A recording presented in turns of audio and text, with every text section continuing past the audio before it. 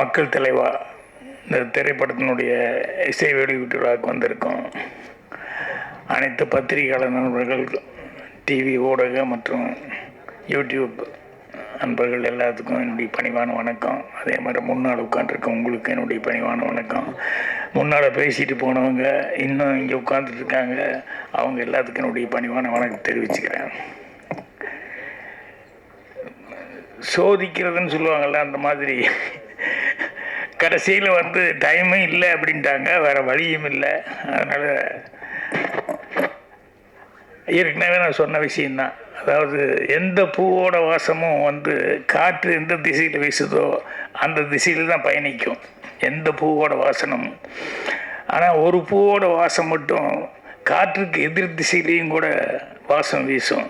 அது என்னன்னா ஒரு மனிதனுடைய நட்பண்பு அப்படிங்கிறது தான்.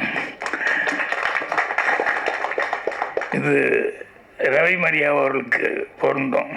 என்னென்னா, இங்கே பேசின செல்வமணிலேருந்து இன்னும் நிறைய பேர் ஒவ்வொருத்தரும் அவர் எந்த அளவுக்கு ஒரு அடுத்தவங்களுக்கு உதவும் அந்த பெருந்தன்மையான அந்த குணம், அவர் என்ன ஹெல்ப்பெல்லாம் பண்ணார் அப்படிங்கிறது சொல்ல சொல்ல கேட்கும்போது ரொம்ப சந்தோஷமாக இருந்தது.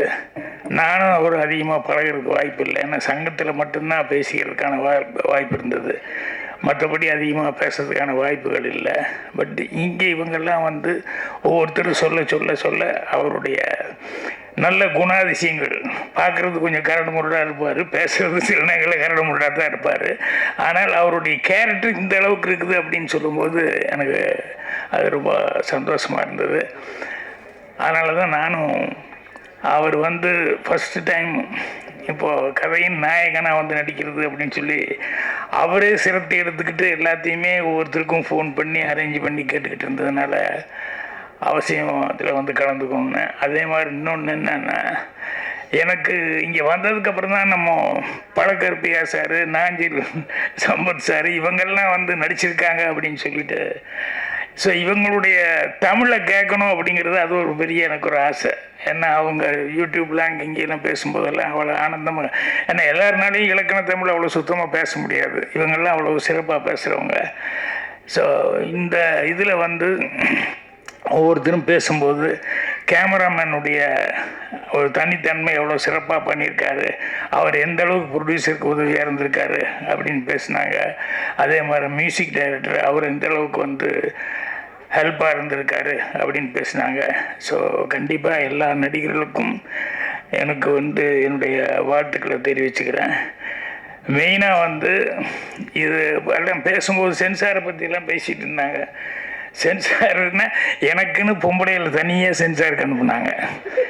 என்னோடய படத்துக்குன்னு சொன்னோம்னா 4 பொம்பளையே ஒரு ஆம்பளை தான் வருவாப்புல. அது இவங்கெல்லாம் சென்சாரை பற்றி பேசும்போது நான் சிரிச்சுக்கிட்டே பார்த்துக்கிட்டு இருக்கிறேன். நான் மௌனகீதங்கள் ஒரு சீன் வச்சேன். ஆஃபீஸுக்கு புறப்பட்டு இருக்கும்போது அவன் பொண்டாட்டி சுகுணா சரிதா என்னங்க அப்படின்னு குடிச்சிட்டப்ப தான் வந்திருப்பாங்க, இந்த ஊக்கு மாட்ட முடியாது, அதனால் என்னங்க கொஞ்சம் இந்த ஊக்கு மாட்டி விடுங்க அப்படின்னு. அவன் ஆஃபீஸுக்கு போன நேரத்தில் அதை தேடிக்கு இப்போ இதை மாட்டேன் அதை மாட்டேங்கிற, அதெல்லாம் கழட்டுறதுனா மட்டும் ராத்திரியில் எவ்வளோ வேகமாக கழட்டுறீங்க.